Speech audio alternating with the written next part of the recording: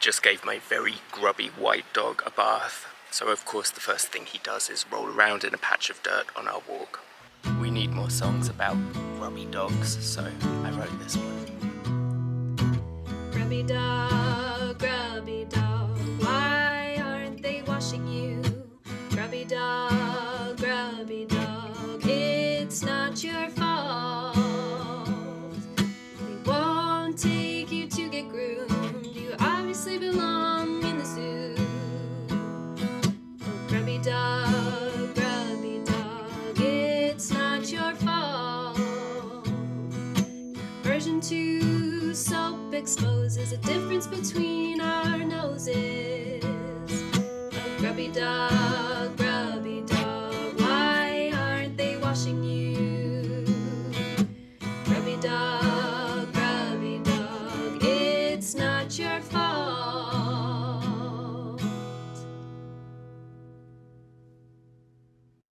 So I'm a little bit annoyed, but this reminds me more of something that I see in my private practice between couples. And this tension and this dynamic is all about unmet needs. Even if Gogo could speak, I don't think he would really understand my need for him to be somewhat clean and to smell reasonably nice. Grubby dog, why aren't they washing you? When in a relationship, when our needs go unmet, unrecognized and unacknowledged, a lot of tension can build up between two people. When we were babies, unmet needs were life and death situations. We were totally dependent on other people, so if the room got too cold, the baby is going to have a reaction because the change in temperature is creating an unmet need. It starts with their anxiety increasing, and the anxiety makes them perform an action like cry in the hopes that mum comes in and does something about the coldness.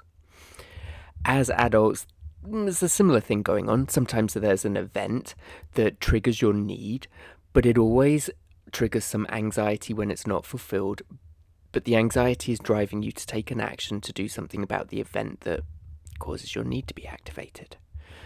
Often we use indirect communication of our needs. So what's typical is if Gogo comes in and I have a need for a clean, safe house and he's just rolled around in the trash, I'm going to yell at him because I don't want him rolling in the trash. A more healthy or direct way of communicating my needs would be, first of all, to become aware of my anxiety.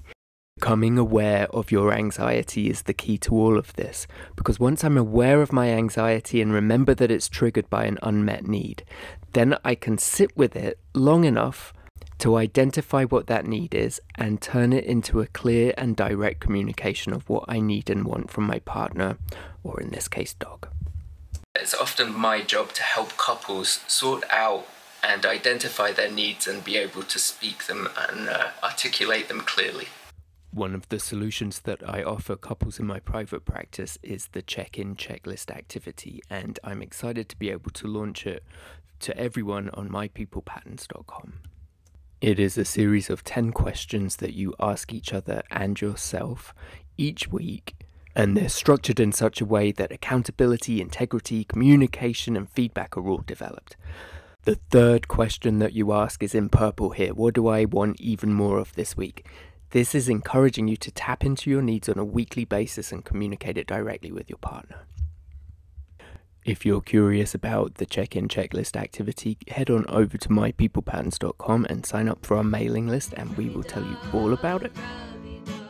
It's not your fault.